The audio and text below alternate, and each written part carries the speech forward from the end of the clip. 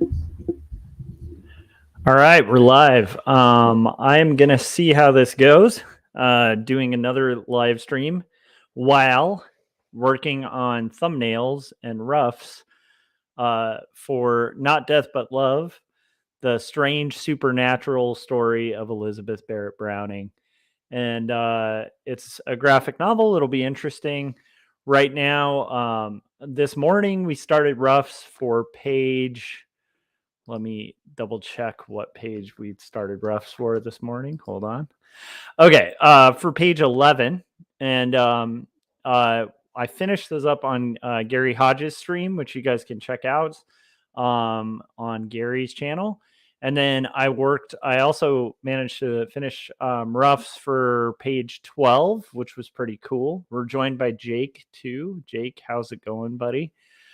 And then I also managed to, I'm going to be starting. I was going to say, I also managed to finish roughs for page 13, but unfortunately not. So that's what I'm going to be working on today during the stream, is probably trying to rough out page 13. It's in the same environment, which is cool. So there will be less research involved than like usually comes up like when I'm having like a new scene or sequence or something like that. How is everything treating you, Jake? I hope it's okay. Okay, so yeah, so like the page 13 will be pretty cool to work on. For people who might be tuning in for the first time, let me explain what this is. I'm Joshua Kemble. I've been a freelance illustrator and a professional graphic designer and illustrator for over, I don't know, it's getting close to like 20 years now, which is insane to say.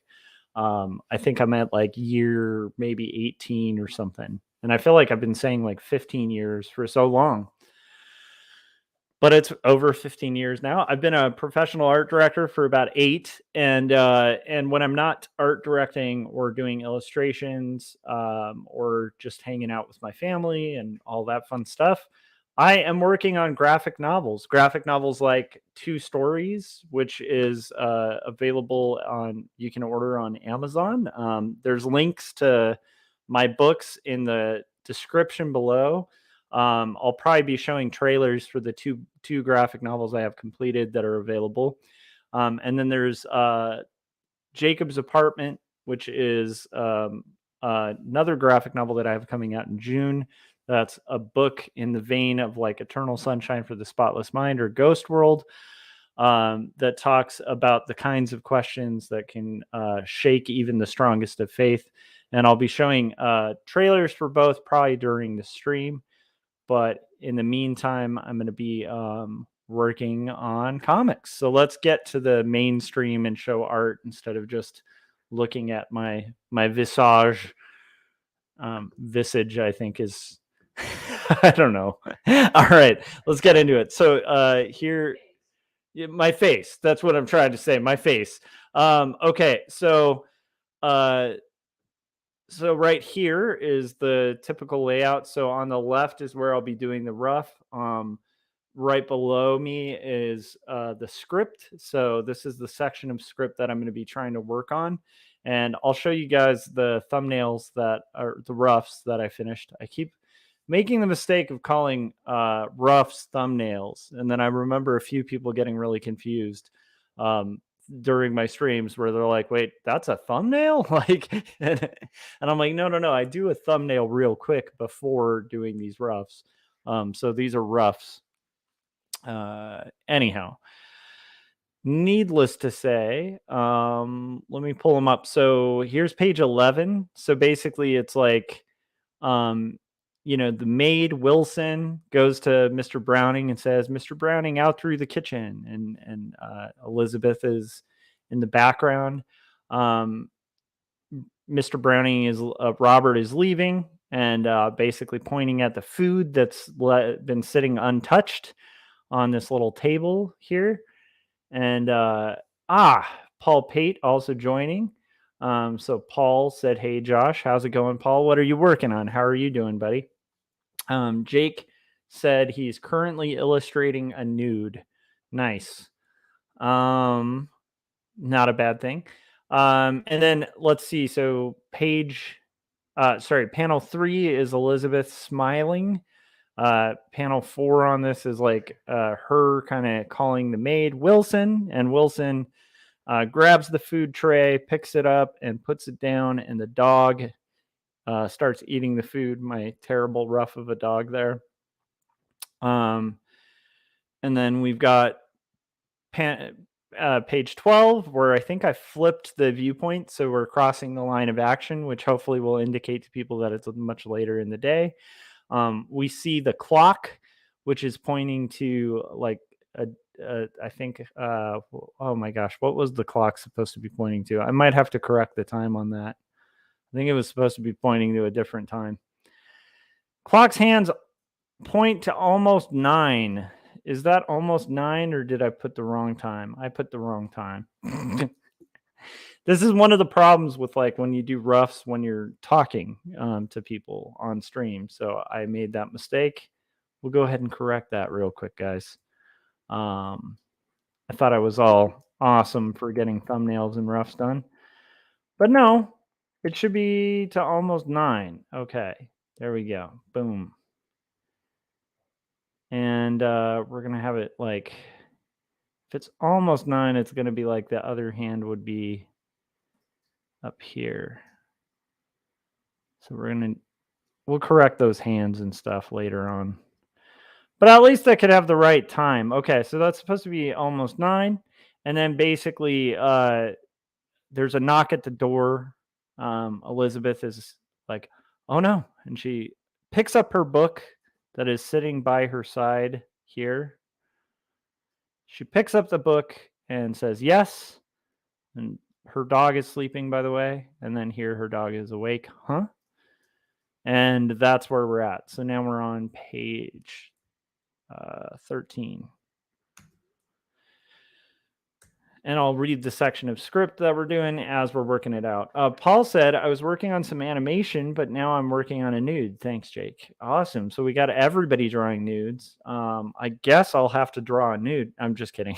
I think I have to stick to page 13. But it's always good practice, honestly, drawing a nude. So I make no judgments. Having gone to art school and done many life drawing sessions, you can learn a lot about drawing from drawing nudes. Let's see here. And by the way, in the background, my wife, who is working on illustrating her kids' books, just did an audibly loud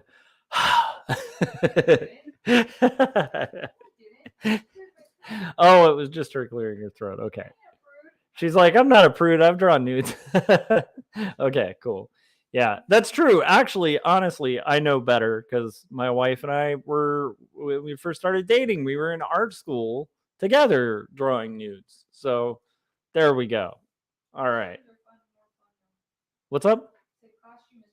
She was saying costume figure drawing is much more fun, though. I'd agree with that, actually. I think that, like, you know, when you're a younger artist, it's important to draw. Like, I think especially like drawing life models is really helpful, but drawing costume figures in life is like really important, if not more important, once you kind of start having a better understanding of anatomy. I do think like costume figure drawing is really helpful. One of the coolest exercises you can do, and to me, this would actually be a lot of fun. This almost makes me wish I didn't have to work on a bunch of roughs. It's fun to just like go to some place like a mall, like an outdoor mall or a crowded area, and just bring like a sketchbook and try to draw people as they walk past. It's really fun. It forces you to be really loose, to try to kind of capture the gesture and the mood of somebody, and to also it also forces you to like pick something really interesting about each person you're seeing. So if you see somebody walk by with like an amazing like plaid skirt or something, you're like, okay, this real quick sketch is just going to highlight that awesome skirt. Or somebody with like a crazy nose, you're just like, oh, I'm gonna make this drawing all about this person's nose. Or like an elderly person with crazy wrinkles on their eyes, and you're like, okay, I'm going to draw and focus on, make sure I capture those wrinkles, right? And it's really good exercise. Totally rambling, but anyhow, costume, I agree with my wife. Costume figures are really cool to draw. Plus folds and all that stuff you have to draw eventually anyway, so it's not bad to get exercise in both. But I have heard of art schools. Okay, one more rant before I get into this rough. I have heard of art schools out there that don't do nude drawing classes for life drawing classes, and are somewhat prudish in that and I think that's a sin. I think that's evil to not have art students take life drawing. It's like depriving artists of like one of the fundamental things that helps people learn how to draw the human figure. And honestly, if you're an artist and you're graduating from one of those schools, you're being deprived of like one of the most important things you'll ever learn as a figurative artist. Like if you're going to work figuratively, you have to work from nudes at some point, even if you're never going to draw nudes professionally in your life. Just the things you learn about lighting, about the human form, the fact that you have no way to cheat anatomy, it's just the ultimate thing. Oh, Paul was clarifying. I love that. Oh, Jake was saying not that type of nude, Josh, but tasteful. I kind of figured as much, Jake. Paul said, "Oh, I'm sorry, I misspoke. I'm working in the nude." Okay, got it. Thank you for clarifying, Paul. And then Gary said, "Good afternoon, all. Are we talking life drawing? The best and most important thing an artist can work on?" So anyhow, yeah. Well, I was just kind of like, initially, I think Jake was talking about working on a nude. Paul was talking about, now that he's clarified, working in the nude. And then I was just kind of, that just with my brain led me to thinking about life drawing and the importance of life drawing. How costume figure drawing is really fun and cool, and probably even more fun, like especially as you get more seasoned with drawing. But also going on a tangent and a rant against art schools that do clothed figure drawing. That's like in replacement of life drawing to kind of appease like conservative constituents or something. It's like that to me is like I don't know, that's depriving artists. Like you as an artist, you should have access, especially if you're an art student and you're paying tuition. You should have the access to a life drawing class, proper life drawing classes. If you're in a district or an area that doesn't support that, then you should like advocate for it and look into art history, right? We don't want to go back to the old days when like artists used to have to like sneak out to like morgues to like learn anatomy. I mean, that would be really sad. um, let's stick on the up and up and just keep with like, you know, institutional life drawing classes. Paul said, so I tried going to a mall and drawing people, but I draw in the nude, so I totally got arrested. All right. So anyhow, let's get into Mai was giving an excuse for you there, Paul. She was saying, it's art, man. Yeah, you could just go. Everybody's like, what is this guy doing? You're like, dude, I'm an artist. They're like, oh, okay. Gosh, can you imagine being a man and you say you do children's books, but you can only draw the nude, but you're like trying to do life drawing? Oh my goodness. Like naked drawing these little kids. That's true. Paul, you'd have a problem doing like school visits if you were a children's book artist and you could only draw in the nude. I'm just saying. My wife pointed that out, and I just wanted to highlight that would be a problem. I mean, it would be a problem anyway. But Yeah. especially in that I mean, that would be like an extra highlighted problem. Gary said, honestly, one of my biggest pet peeves is prudishness, especially when it comes to things like nudes. I agree. I think it's weird we're in a culture that's like super comfortable with like ultra violence, but like I think we were talking about this on stream recently. It's so funny. I'm gonna get, if somebody wanted to clip me out of context and like and stuff, this would be the stream. This is the stream to do it. But but anyhow, so I was talking about this the other day where it's like it's weird to me that we're in a culture where you can show somebody's head get blown off and it's like still have a PG-13 rating. But you can't like the second there's like a quarter of a nipple, it's like an X-rated movie. That to me says something really bizarre and strange about our culture. And it doesn't matter the context. Like that's the other thing. Like they don't really consider context when it comes to like nudity, and that's very bizarre to me too. Like breastfeeding is a really good example, like where it's like that's not a sexual thing, but like our culture is so prudish and insane about that kind of thing. Um, yeah, there's anyhow. So Gary, I'd be right there along with you, like railing against prudishness, and I support your people should be nude all the time clause. Um, I just donated $5 to your Kickstarter. That's going to be an ongoing bit now, Gary. Is the idea of like you running a GoFundMe for a nudist colony. That's the new meme now. Paul said I took a figure drawing class one time, first session. The model had shorts on. They let us know they'll be naked next week. I just it doesn't make any sense to me. Like anybody who's done life drawing, this is why it's annoying. Like particularly in the life drawing context. Anyone who's done life drawing knows it's not a sexual thing. And when you're in a classroom full of artists staring at a naked person trying to draw them accurately, within 5 minutes of the drawing, you forget like it's like drawing an object almost. And I know that's a strange thing to say, but it's like your artist brain is trying to analyze. Like anybody would interpret that classroom environment as like yeah, but I mean anybody would like who would kind of like sexualize that kind of situation is somebody who's either like never had sex or is like or has never done life drawing. It's one or the other.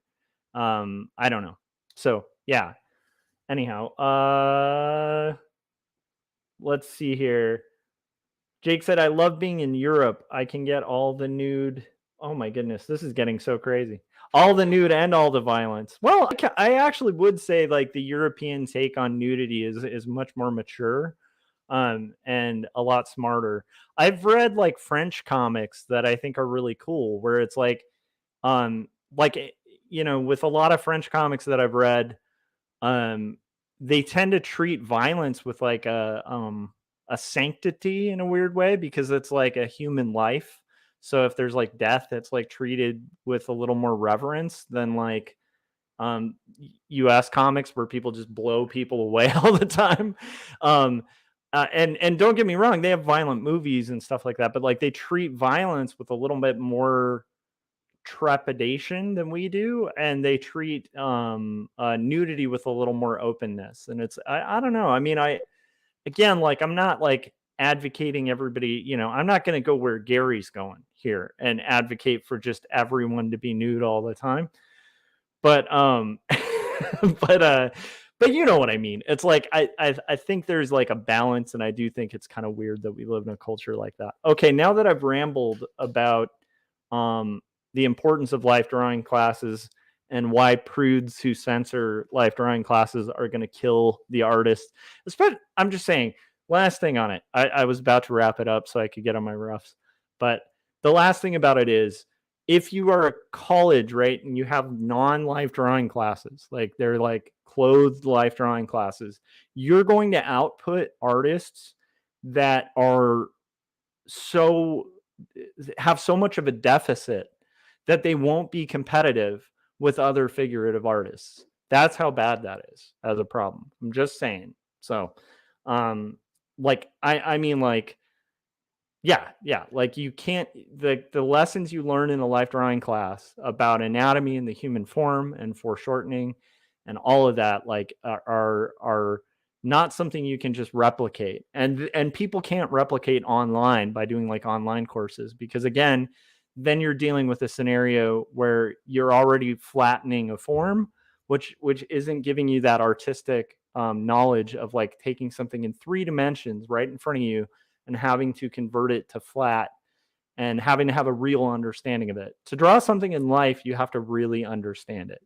And all of that talk of drawing, and now I'm going to work on roughs and probably look like I can't draw. So what do I know? All right.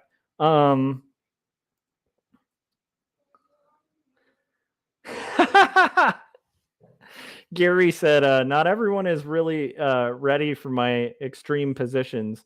I mean that literally, my nude physical positions. Okay, well, I am. Yeah, I was gonna say, now while I do the stream, I'm gonna be doing the thing they tell you to do when you first go into like speech, public speaking or something, where they're like, picture the audience naked, just to not feel nervous. Well, now I'm picturing my audience naked, and it's not a bad picture. That's all I'm saying, you guys. Okay, anyhow.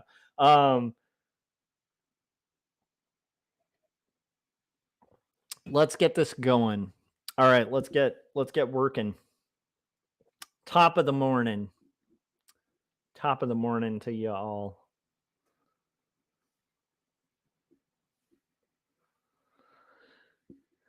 All right. So I was going down a rabbit hole, and I'm kind of curious. I bet, Paul, you'll have some stuff to say on this. But so I was going through some Spotify stuff, listening to like different playlists and stuff like that. And every once in a while, I'll go down this like wormhole of like catching up with music that I haven't listened to for a while. Or I'll like be like, I'm gonna read a bunch of articles about like the Damned or something, and like reintroduce myself to this band. Um, I'll do things like that where it's like there's a band I'll pick, I'll kind of like just get obsessed with for like a month. It's a band I used to really love, I still listen to, I still love, but I had just forgotten details about, and I want to go down like a deep dive, an audio journey. Maybe it's like a week or a month where I'm just like, I'm gonna listen to every Pixies album front to back. Like, anyhow, so I was having a moment like that, but with hip hop and famous rap battles. And I don't know if you guys remember, but there was this point in time um where like Jay-Z um released like a diss track on Nas, who's arguably one of the best lyricists and MCs that's ever existed in hip hop. Like most people aren't going to argue with like Nas's prowess on the mic, right? The guy's amazing. And anyhow, so I re-listened to their beef, their battle.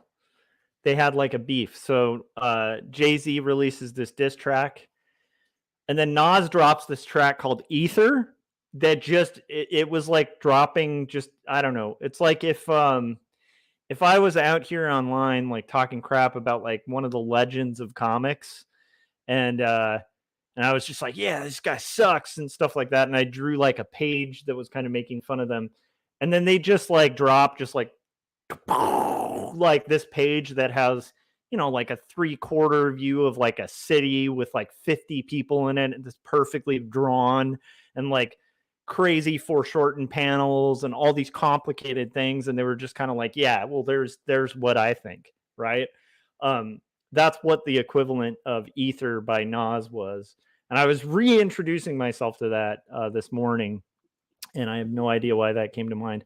But I was curious, Paul, if you remember that, like that the impact of like Ether, or if you've listened to that, like if not, check out, like, first listen to, like, I can't even remember Jay-Z's, like, this is years ago, right? But it's like this is back when, like, I think Kanye was collaborating with Jay-Z and wasn't terrible.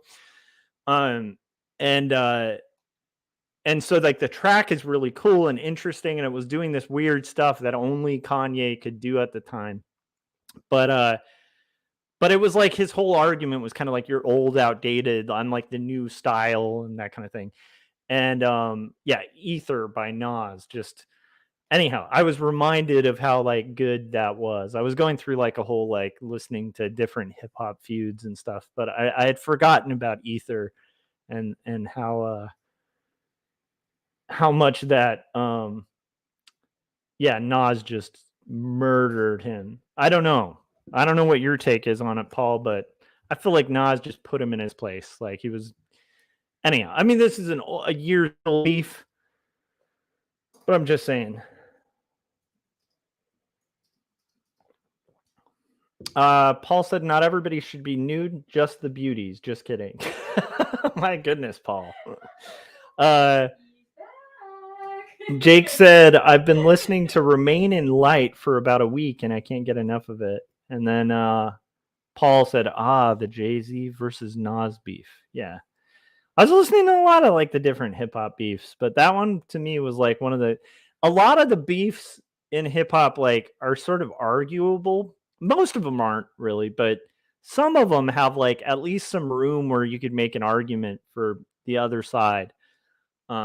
Actually, most of them not, but let's just pretend they do sometimes. I will say the clearest cut to me beef loss would be that one between Nas and Jay-Z, where it's just like anyone with ears like could understand the destruction that ensued.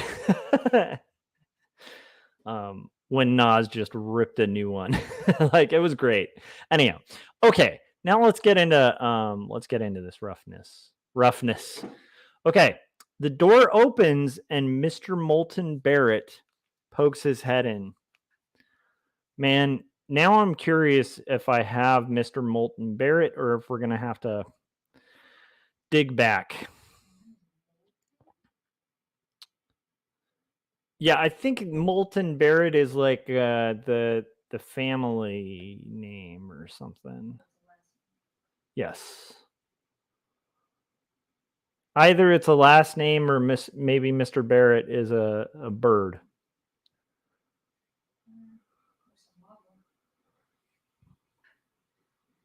All right, so I'm trying to find if I have any images of Mr. Barrett. Could swear there was a point in time. Okay, I think we did do some research on this, and I think it would be in my roughs page for page. Page 7. I think it'll be on the roughs for page 7. So let's find out. Let's see. Let's see if it's on the roughs for page 7.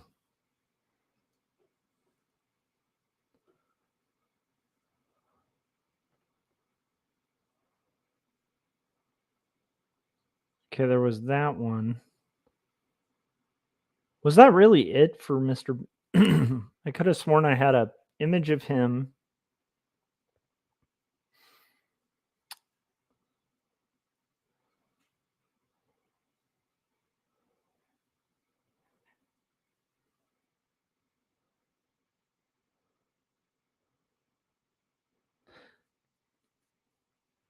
This will be interesting to kind of see.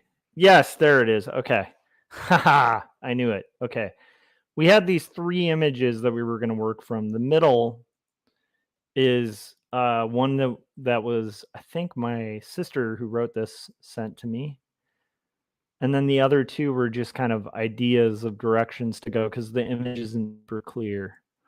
So here we go. We're going to kind of pull these over.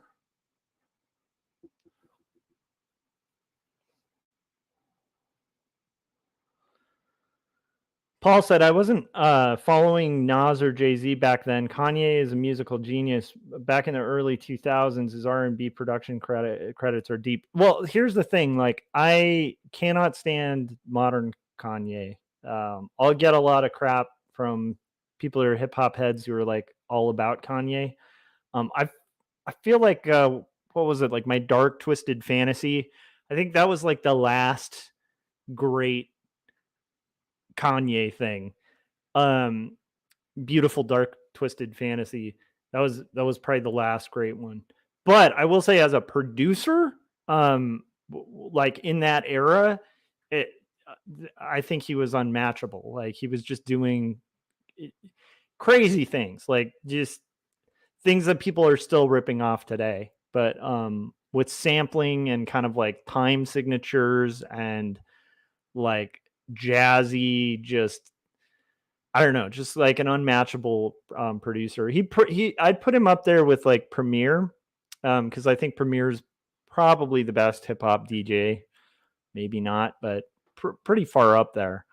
How can one say that they weren't following Jay-Z? He was everywhere. I just wasn't paying attention. That's true. But I will say, if you're ever bored, check out his diss track of Naz, and then Nas's follow-up, Ether, and you can see from that like why the feud was just at that point, like even though Jay-Z was like more successful, like had more followers, had I think arguably by that point more solid albums, he still got just murdered by Nas, like lyrically. And I know that's why people tune into my channel, is to hear my hot takes on hip hop feuds. You know, that's what I'm best known for.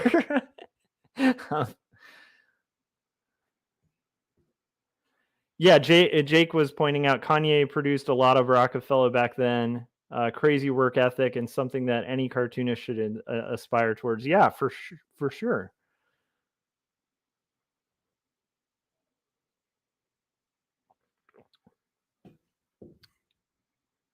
Yeah, I love it. Well, I'm glad, Jake, you aren't going to argue that Donda's like the most genius thing. I've met like 2 hip hop heads who tried to get me into that album, and I listened to it like over and over and was just like, I can't. That's how I feel with most most modern Kanye albums, where I'm like, I can't. It's I don't know. There's just nothing. It feels like it's missing that like authenticity. What's up?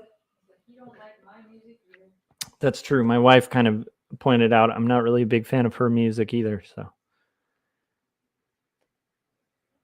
let's see here. I can be a bit of a music snob, you guys. All right. So here we go. We got page 13, Mr. Molten Barrett. Okay. So we got to thumbnail this out now. Yeah, Jake, I think that's how I'd describe a lot of Kanye stuff. He said it should be called darting, because there's so many misses. Yeah, I think that's kind of how I feel about like modern Kanye stuff, where it's like there'll be like a track or two that like get close to like, brilliant, but it's like you're not going to get, I don't know. Like to me, he's not as interesting as like what Kendrick's doing. Like Kendrick Lamar, it's like everything he puts out is just untouchable.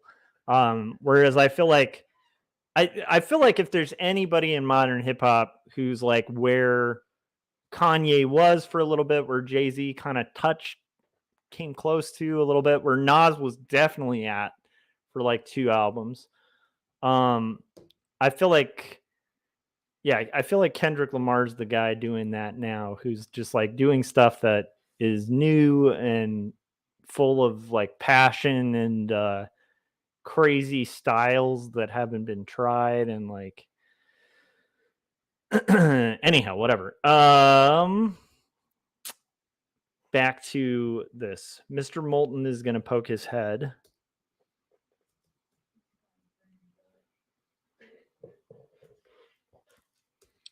What's that?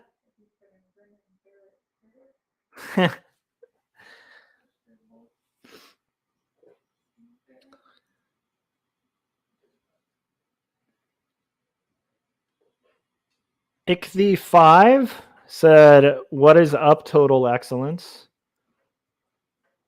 All right.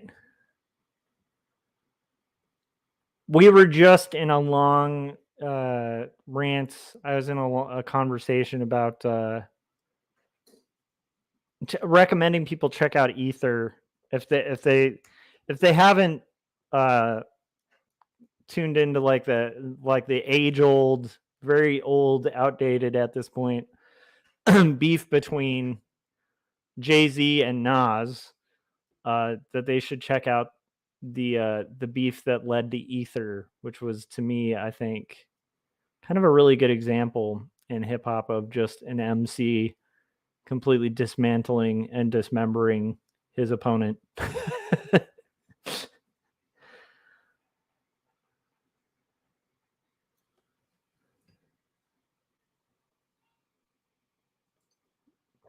All right, so the door is going to open and Mr. Moulton pokes his head in. This is those things where on a script that sounds okay, but like what the hell does that look like? Cuz to me that sounds really goofy. Like to poke your head in, doesn't that sound like like one of those old cartoons where you'd have like not Roger Rabbit, Bugs Bunny or something, like you'd show like a hole like this, and then the next would be like, you have Bugs Bunny like, huh, or whatever, and then the next panel it'd be like the hole again. That's what I think of when I think like pokes your head. Like, are we just going to see a head? Like, I don't know. So I want to think of a way to do that looks like somebody's just poking their head in, but like I don't want it to look like I don't know, that could look really cartoony.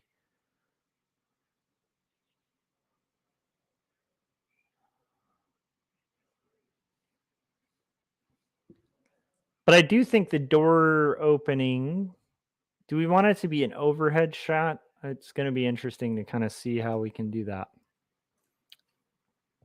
We're just going to thumbnail it at this point and then we'll rough it out.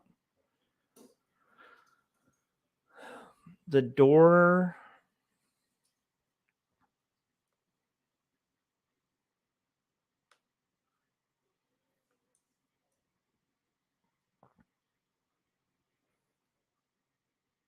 Okay, maybe it could be like Elizabeth in the foreground. This is her reading. What was our last one? Okay, we don't need to show Elizabeth again. Okay, we just need to show the door.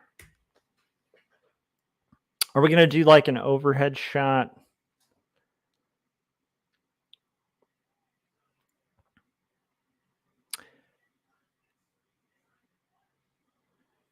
These doors open on inward. Okay. Got it. Okay, so this is going to be a shot of.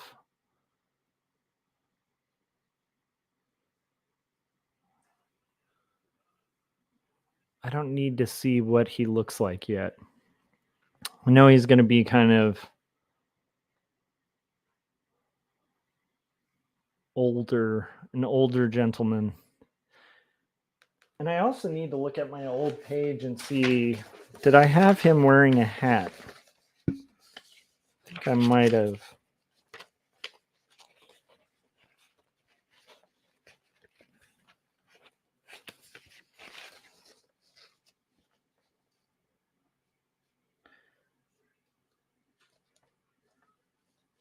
Paul said, I'm doing a game box cover. Is 300 DPI enough? As long as you don't think you're going to need to produce it at a larger size than the one it's at. But if you're doing something at scale at 300 PPI for color, that should be correct. For black and white, you should do at least 800. And also, this is a nerdy thing. I used to say DPI, and I guess it's PPI nowadays. I didn't know that either. But kind of weird thing. Okay, I didn't have him wearing a hat, so he's not going to be wearing a hat. He's definitely going to be kind of balding or whatever. And I want him to be like, he's got his little side thing and he's going to be like saying, Elizabeth, blah, blah, blah. There. Okay.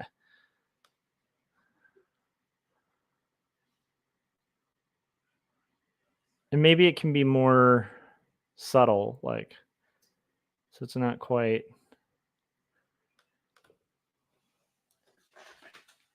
I should just keep that page here. It's like from the previous.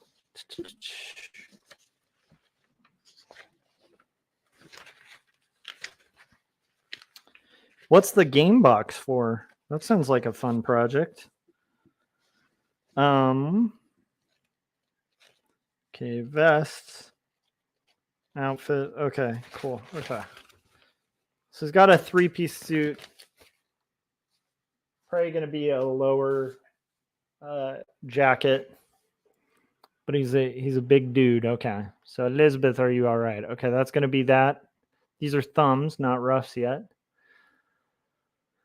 Then it's going to say, Elizabeth, are you well tonight? And then Elizabeth is going to sit up straighter and smile at him. Okay. So this one can be.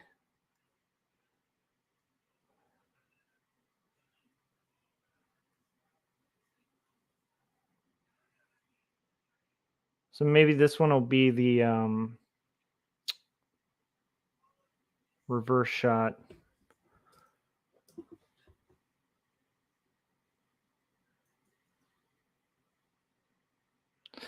Where she'll be kind of leaning back or sitting up straight now. Okay, sitting up straight.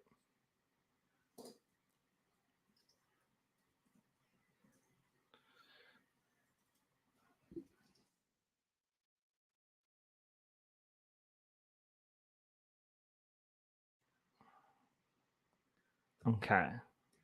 Thumbnail, guys. Thumbnail. Okay. Okay.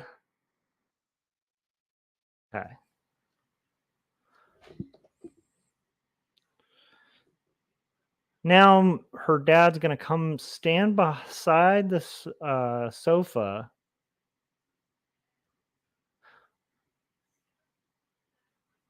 Okay, and there's gonna be flush there. Okay. Again, just thumbnail. Stands behind this beside the sofa. Elizabeth and Flush are gonna sit up straighter. Aha. This literally might just be a 6-panel page. Because I think this is going to be. I want him almost like a creepy character where he's not really going to have a lot of gesture. Like he's going to be. Like here, even maybe he's just looking. But he's going to be standing kind of strangely straight next to where she's sitting. And she's going to be sitting up.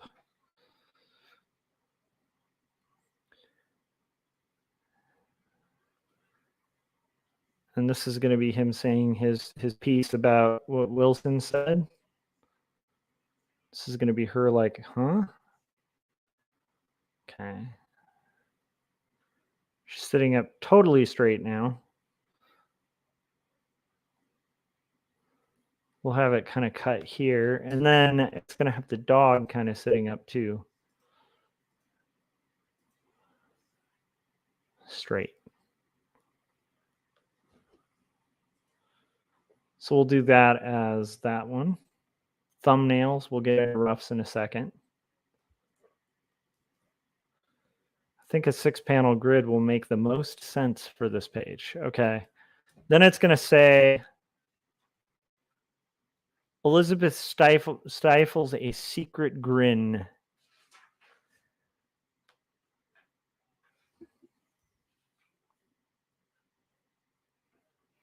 Stifling a grin is like, okay.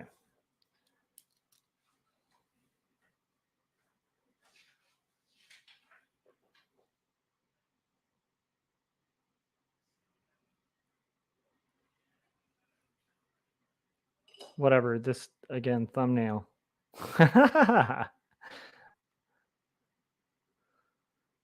And this will be the, okay. And then we've got, did you do some writing today? Okay.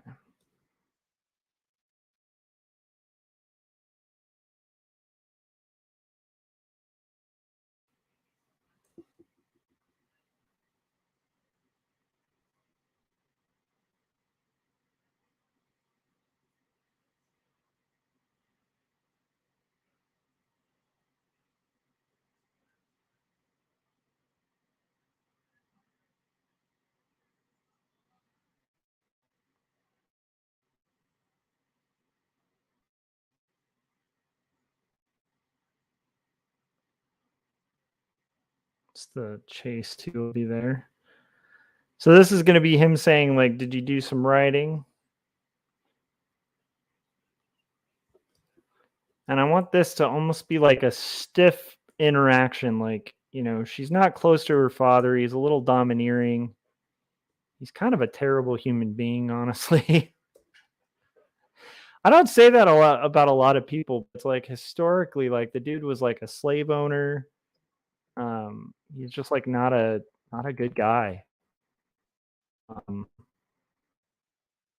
so he definitely wasn't like this person holding his daughter hostage as he's been depicted in the past.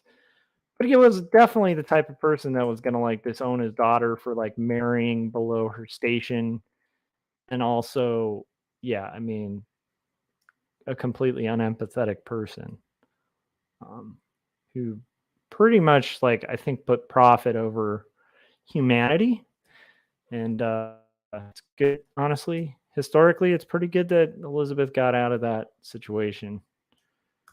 Um, of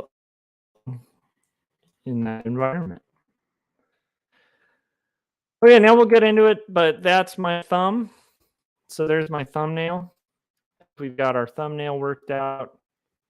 I don't want it to have like crazy dynamic anything with it because I think this is this works for what it needs to be. So now I'm going to call that thumbnail. Paul says it's a Starship battle game. That sounds really fun. Are you having to come up with the whole thing or just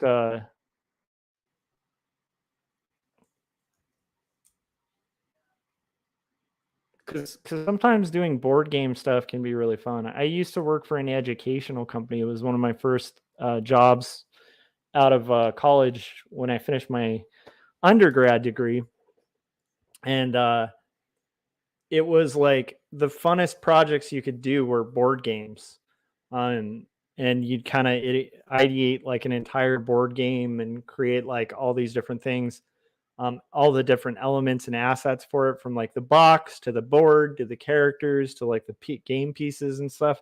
Those were some of the most fun projects you could get, and the whole purpose of the board games would be to be educational.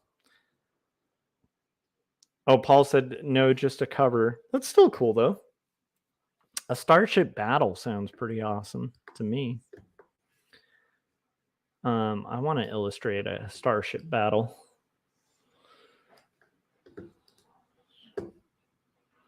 All right, so, but yeah, I think 300 PPI should be enough. Just like, again, if you're ever planning, if you're gonna have to enlarge it at all, sometimes when I'm working on a project like that for someone, especially if I know they might change the size or increase the size or something like that, I'll do something at like 600, because then you're in pretty safe territory where even if you have to double up the size or they want to print it on a billboard or something, you can always size down. It's a lot easier to size something down than size up. But yeah, 300 should do it, and at least that won't bog down your computer, especially if it's for like a commission. All right, so we're at a good point to show a quick trailer. And then I'm going to come back and hit this. Well, you know what? I'll make it till the end of the hour. Hold on a second. So we're going to do, I'll get my borders laid out and set up first. How about that? I was about to hop to doing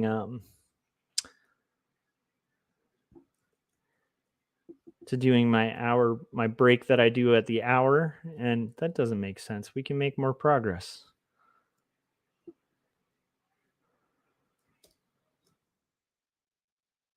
That kind of sounds like a fun commission. How's the fantasy comic coming, Paul?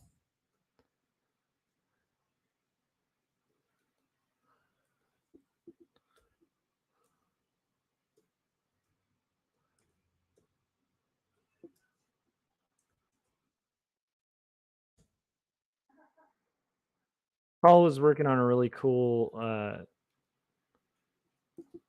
sort of fantasy comic,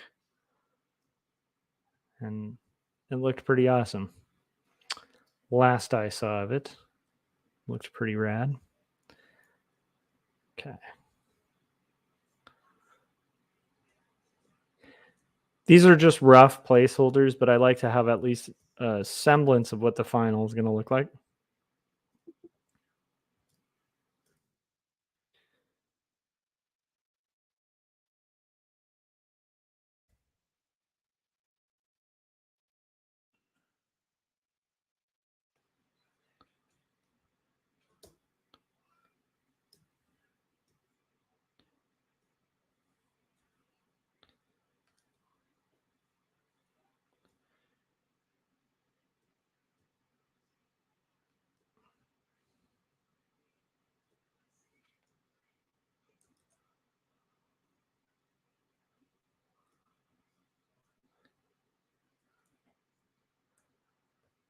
All right, so here we go. We're going to make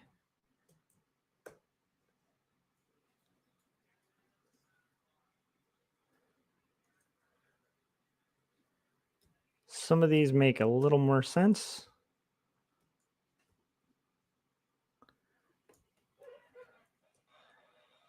I think theoretically I can make this work.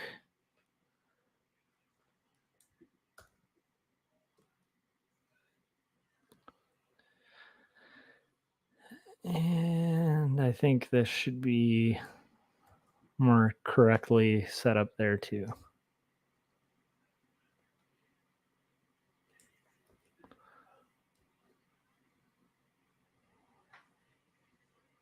Page done on a grid. So this is a question for you guys. What do you guys think about grids in comics? And like kind of the idea of like sticking to like 6 or 9 panel grids as like a formula for your comic. I tend to think it's I don't know. I'm a fan of it. I think you want to break outside of the grid every once in a while, but I think when people sometimes lose track of the grid, it almost becomes like a different. It's I don't know. I feel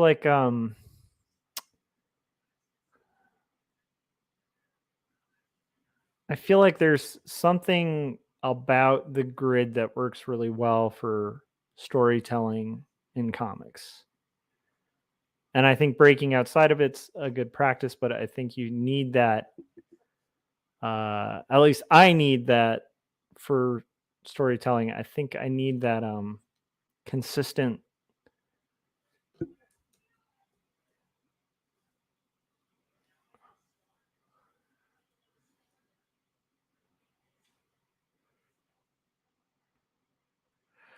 I think I need that consistent storytelling dynamic. I don't know if that makes sense, but I think it's like there's something with timing and a comic book grid that works just really effectively for comic book storytelling.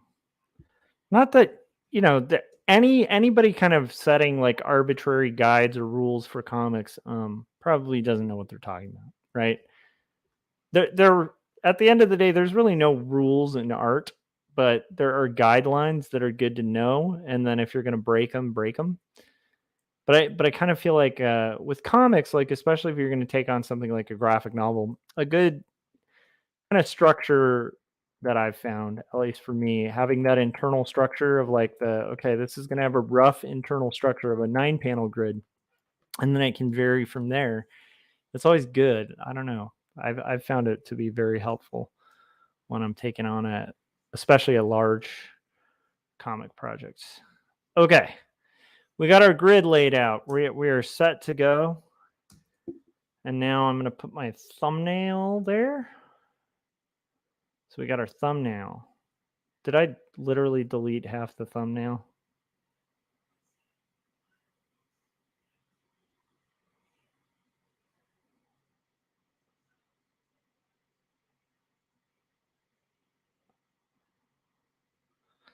Okay, we're going to do a trick. I think I did actually accidentally delete half the thumbnail. So I'm going to use an old trick.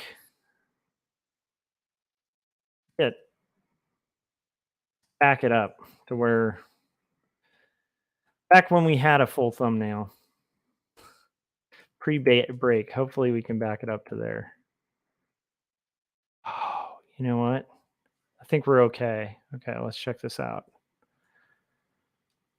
Can this work?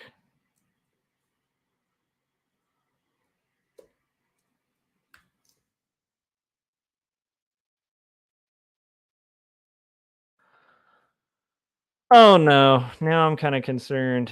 Okay, I'm going to save this as, I mean, it won't be impossible to redo that, but it's kind of a shame because we just did all that work. Even though it's a simple thumbnail, it was kind of worked out there. Try saving this as 13.1. Let's see if I saved it.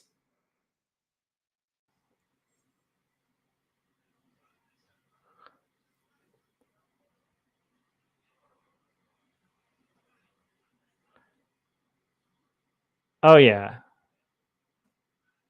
Okay, I literally lost the thumbnail. Oh, that sucks. I had a perfect little thumb, but that's okay. We have a rough idea of what we were gonna do for the thumbnail. What a bummer. All right, I had a rough idea with the thumbnail of where it was gonna go. So it was gonna be here. We had our grid or whatever. Wait a second. Did we lose it? I feel like maybe I just lost track of it.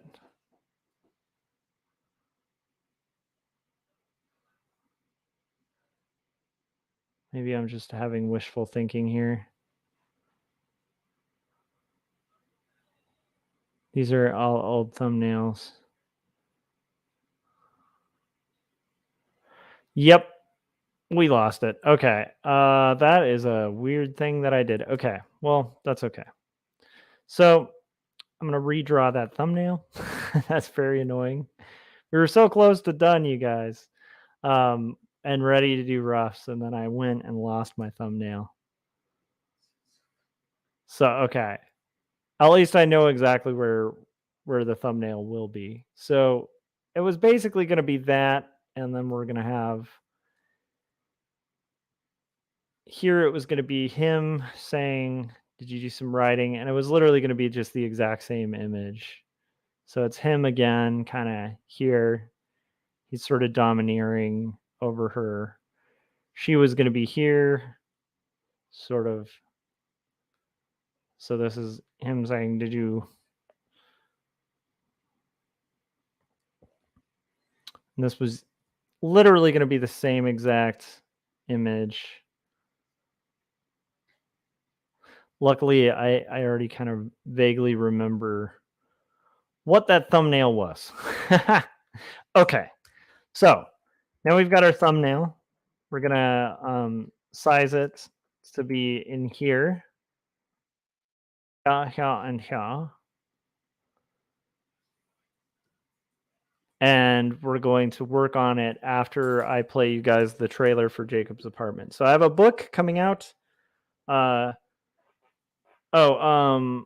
said my personal novels are actually based on a 3-panel grid per page, the Perez novels. I love it. Yeah, I think it's good to base your comics on a grid. All right, so we're gonna play the trailer for Jacob's Apartment, and then when I come back, I will be working on thumbnails and roughs for page 13. So here you go. On the trailer, it says May. It's actually released on June 7th. So here is the trailer for Jacob's Apartment. Enjoy, and I will be back with a refill of coffee and a new zest and love for life. All right.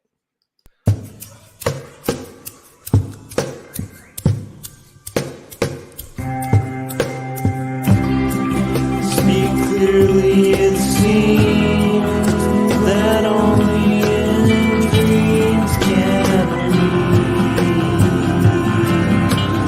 be these things we've seen and walk around breathing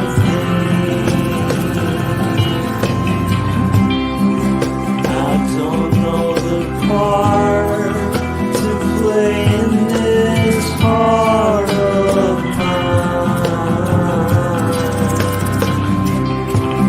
There's dissonant things, they split at the seams.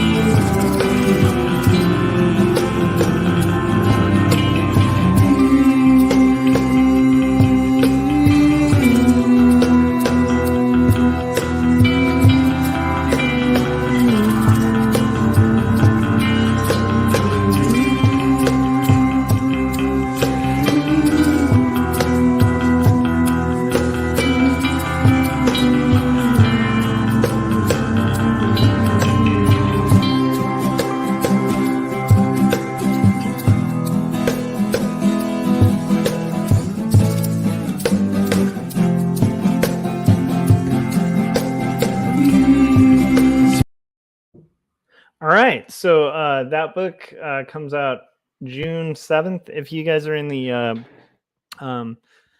like, I believe like the east of America, or happen to be in like Canada, I'm going to be at Toronto Comics Festival toward the end of June. So feel free to stop by the Graphic Mundi booth there and meet me and get stuff signed, or purchase and pick up a copy in person, or bring your copy and get it signed of Jacob's Apartment. And hopefully I'll be selling copies of 2 stories as well. So we'll see how that goes, and I'll be able to give more details as it comes. If you're curious about other upcoming events, like I have a signing at a Barnes & Noble after that in Palmdale, you can go ahead and go on my website and see, like, on the new events page. I think it's called new events. I should probably remember what the page is called, but there's a page on my site that talks about upcoming events and all that kind of fun stuff for Jacob's Apartment. So all that out of the way, let's get back into the grind. I hope everybody's making good art progress. I gotta draw Robert here. Not Robert, Elizabeth's dad, who I think was also named Robert. My goodness. But it's Moulton Barrett.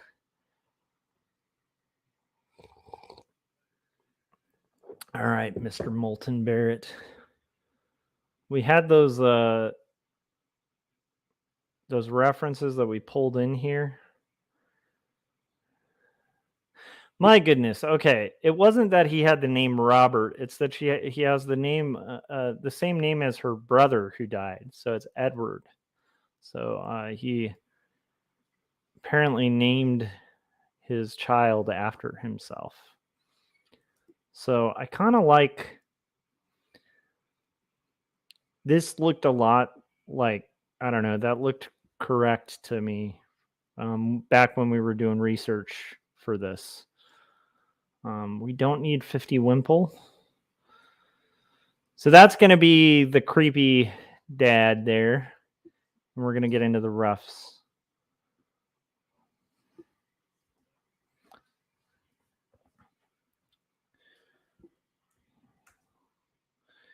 Okay, so this is going to be a door frame. My goodness, hold on. Move those down a little bit. All right, let's get into this.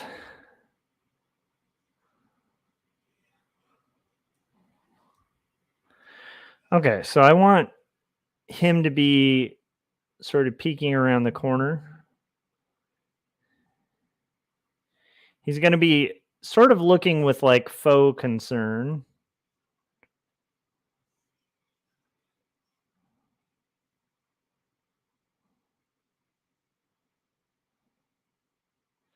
He has like a rounder sort of nose. What was he going to be saying? Elizabeth, are you well tonight?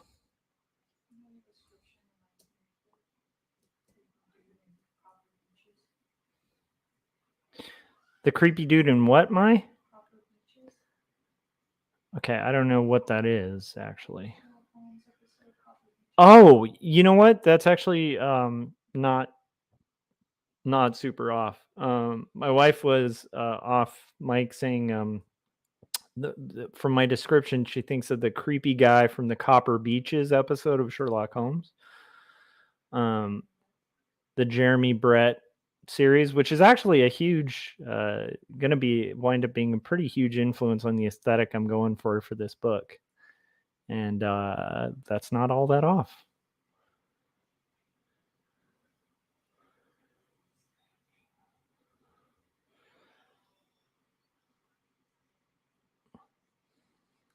So this is going to be him saying, Elizabeth, are you all right? Or are you well tonight? Elizabeth.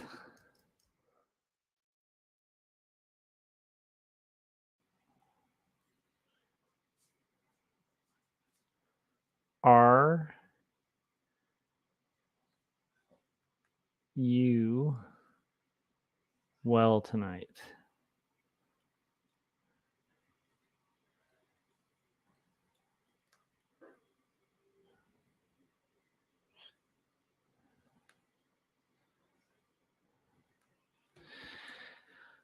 I want it to be more like he's kind of he's not creepily, but a little more creepy than that. So he's going to be kind of peeking in a little more. So that movement of him will make more sense in a second. This hand will be on the door frame. This is going to be him kind of using his hand on the door frame. And we're going to have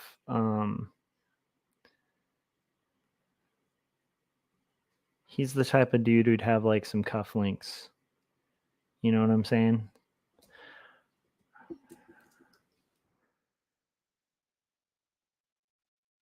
But he's also a very overweight man.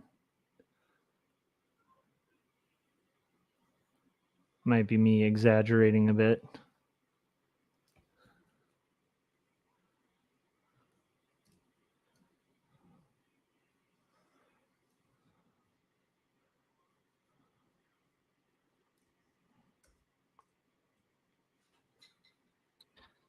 Yep.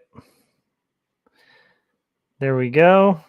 We're going to have, that's not, he's not the kingpin.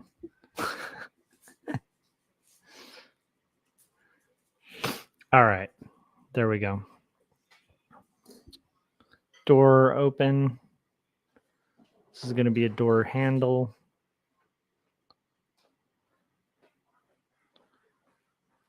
I do like the idea of him having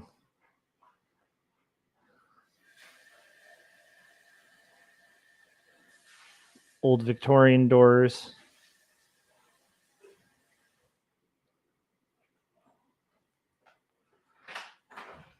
We established this like earlier on in the comic, but this is a double door, not a single door.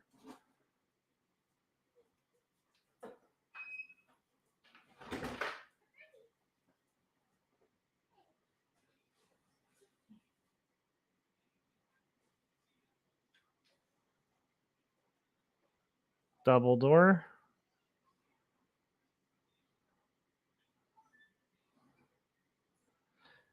There we go. Done and done. Good. Dogs are freaking out for some reason. Probably a neighbor walking by. All right. So in this case, the light is going to be on the other side of the door, actually, because the door is to the right of the fireplace in this building.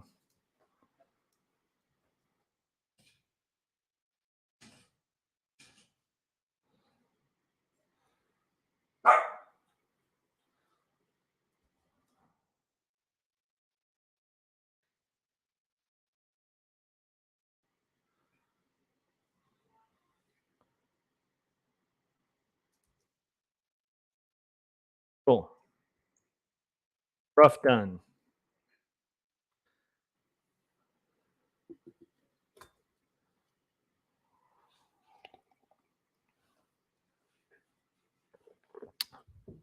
Jake said, I wrapped up my mess. Now on to the real nasty. Oh, no. All right. For context clues about that, guys, feel free to check out our earlier conversation regarding nudity in art and comics. I feel like there's a lot of that, though. There's a long history of that. Like the salon used to like freak out when like the early impressionists were doing nude drawings. Like they'd freak out because they'd be like, the woman in this nude painting is looking at the viewer. How dare she have agency? Like it was really creepy. Like it's, I don't know, man. There's a long history of like prudes just ruining art. So anyhow, not to get back on that high horse, but just stuff needs to be corrected. I kind of like in my thumbnail the idea that he's gonna have these high shoulders here. So we're gonna have his like, this could work to my advantage, the fact that they have these like crazy high collars anyway. But I like the idea of him having kind of shoulders that are really kind of almost gonna cover his head. I want to keep the oh, and I totally missed the, I want to make sure that's in the sketch of him. Yes, he does have chops, like kind of wispy hair. So okay,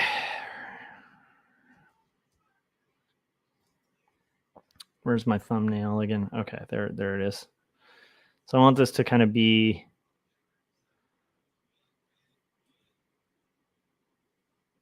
almost like,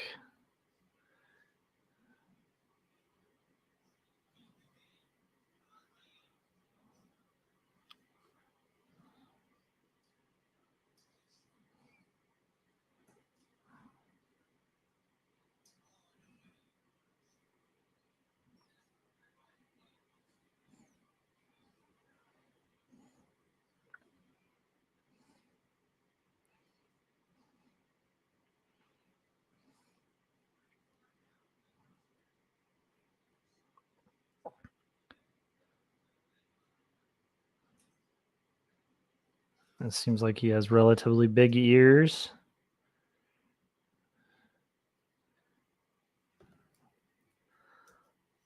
I like the high collar. Let's get this.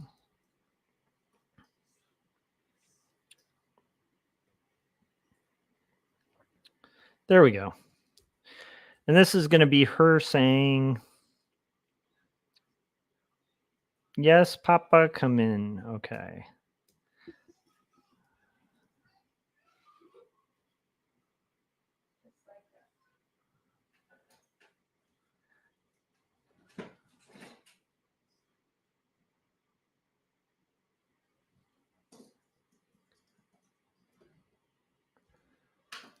And this is going to be her sort of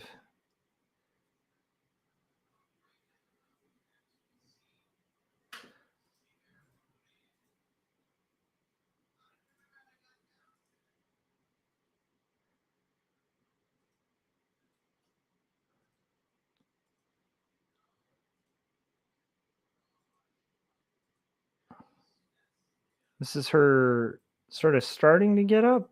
So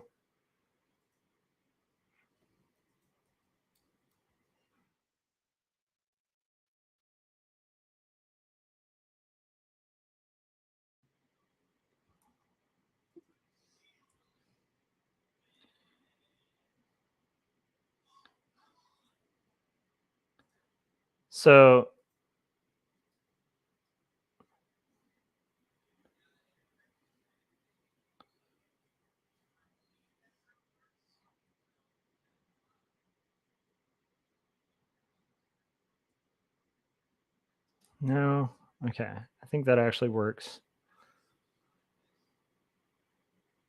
And the dog is going to be here.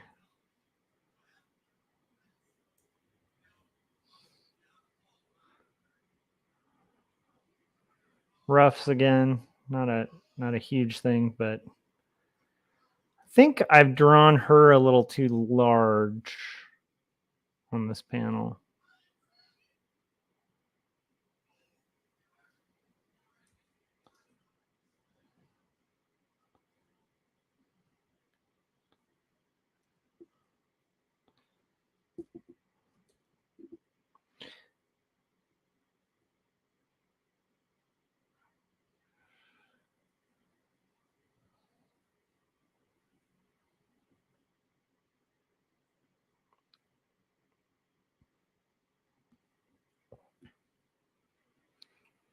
And this is going to be that writing desk.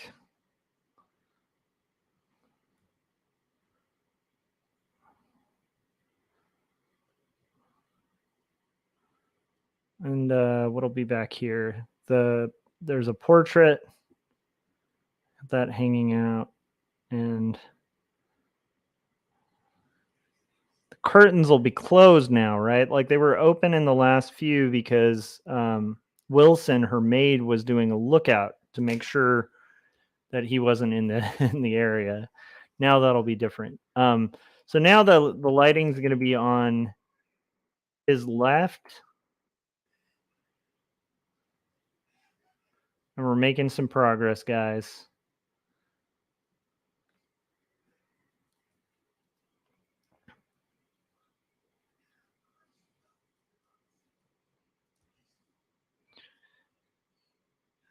And her right, because we still have, maybe we have that fire going. I'm not sure. We'll have to kind of decide. Do we want it to be like almost like a different time of day sort of scenario? We'll just have to wait to kind of figure that situation out for those individuals.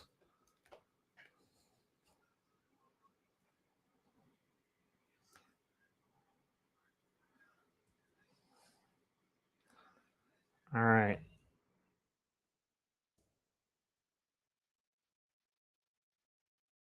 Here we go. Look at that. 2 roughs done.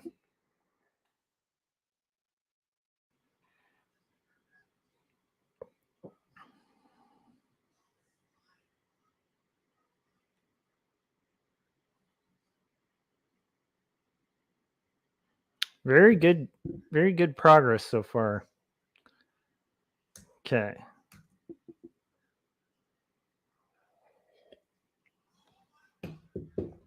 So this one was going to be the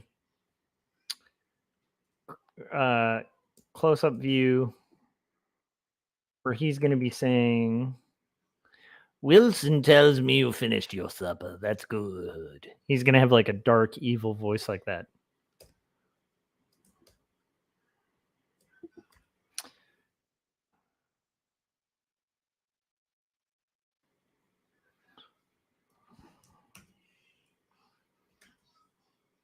Wilson tells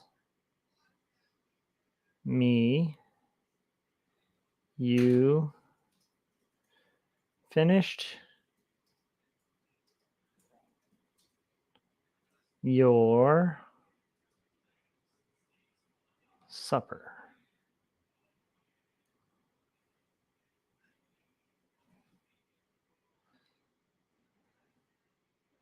That is good.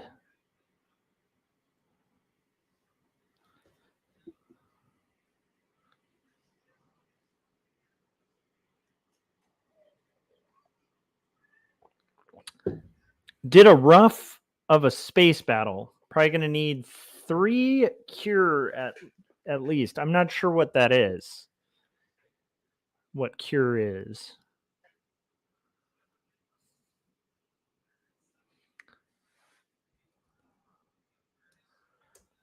Okay. I want to see. Oh, 3 more. Sheesh. My typing today. That's okay. I've mistyped too. I just was like, I wasn't sure if like cure Kure was like a term for something, and I was like, oh my goodness, maybe that's something in art that I'm unfamiliar with. Cure, like it's when it's like a certain style of planet in a space battle sequence. That's what it is. The planet where everyone listens to Robert Smith, but they listen to it. Oh my gosh, I'm doing a far stretch here. I was trying to think of how can we tie the letter K into the cure. Maybe they listen to it while on ecstasy. How about that? That's the cure with a K. I don't know. Okay.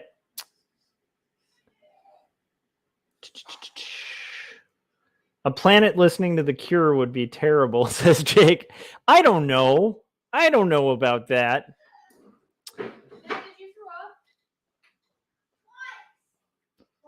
Oh, poor Ben is sick and he just threw up.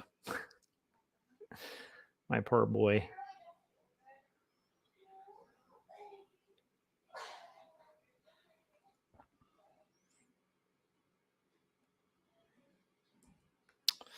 Okay.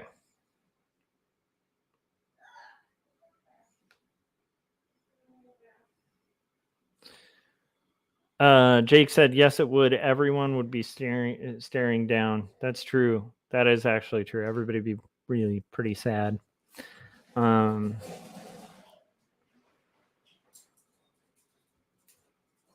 Okay, so what do we got?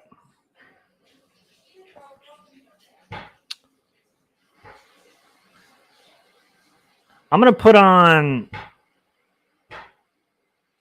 let's see here. Okay. I think I'm going to do, okay. This is going to be just a full view.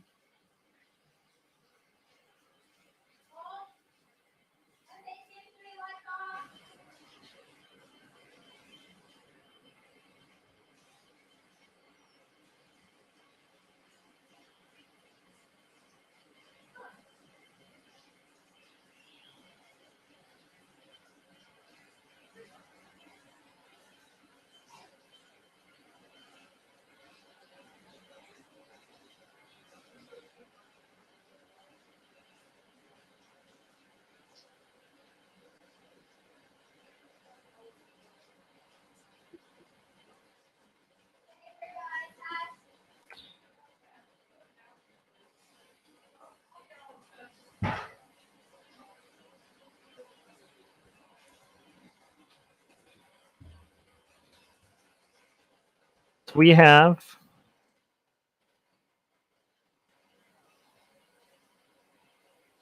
our thing going here.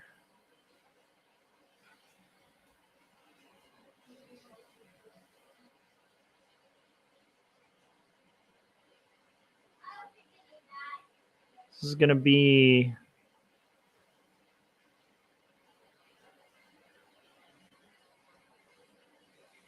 him standing, but he's almost just like looming.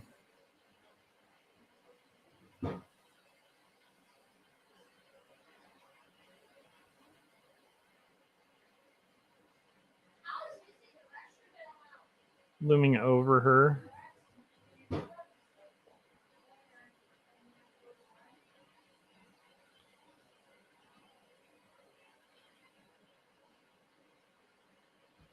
What if his arms are kind of doing the like thing? I think that might actually work.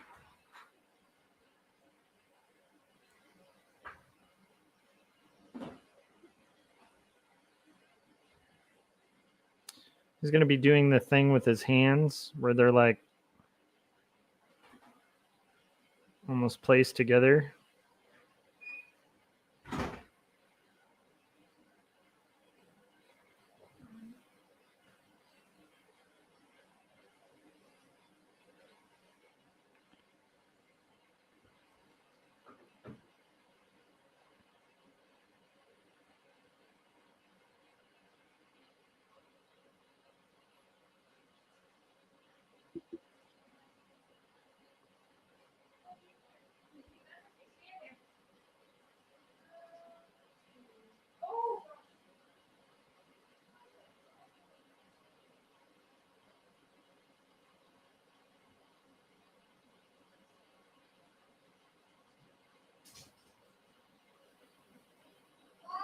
Yes.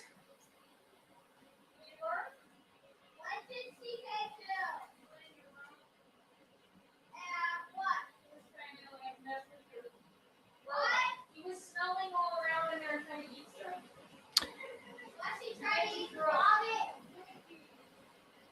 All over the carpet. I have to clean it now.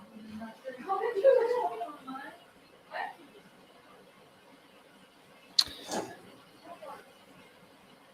Yeah. I just got. Yes.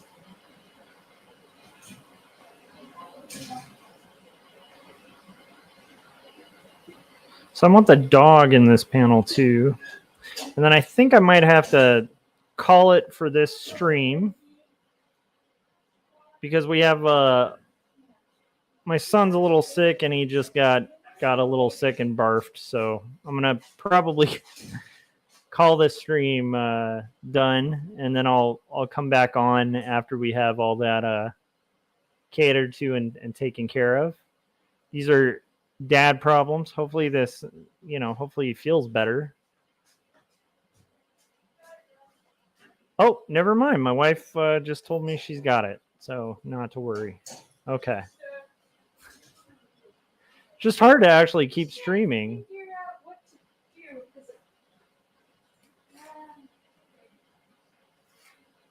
I think I'll be back. So let me just wrap this one part of the rough, and then I will probably see you guys in, I don't know, like maybe a half hour or so.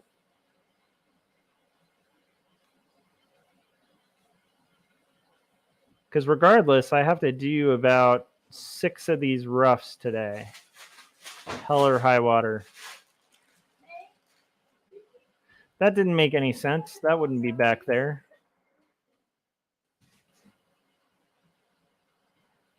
I think that the background here would actually be that painting.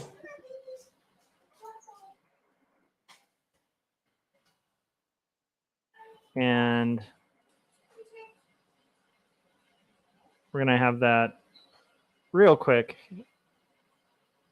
And I think that'll do it. So I do kind of like that, the way this page is coming out so far. Makes me pretty happy, but again,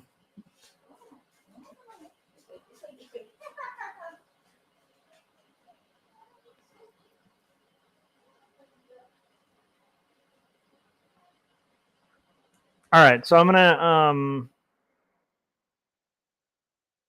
I love it. All right, so it sounds like everybody's pretty much wrapping their day.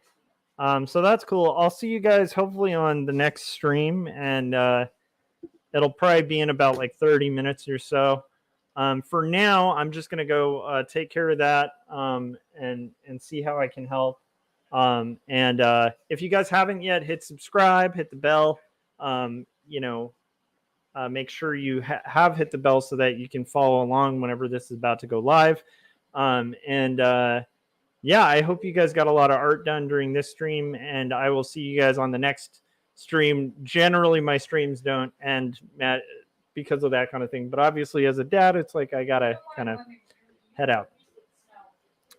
So, all right, I will see you guys on the next live stream, and also make sure you've picked up pre-ordered Jacob's Apartment, and you've bought 2 stories, my graphic novel about faith and mental illness. And we will finish this page later today. But I am feeling better about my roughs. Like, it's weird. I feel like it's taken me a while to just kind of get in that flow of just being real loose with my roughs and thumbnails. Even though I want to have very iterated roughs, I just need enough information to kind of be able to get to finish on it. And so I think we're in a good place, and I think we'll finish this up probably within an hour or so on the next stream. So make sure you've hit the bell, all that. It'll let you know when I'm about to go live. And I'll see you guys on the next one. Goodbye.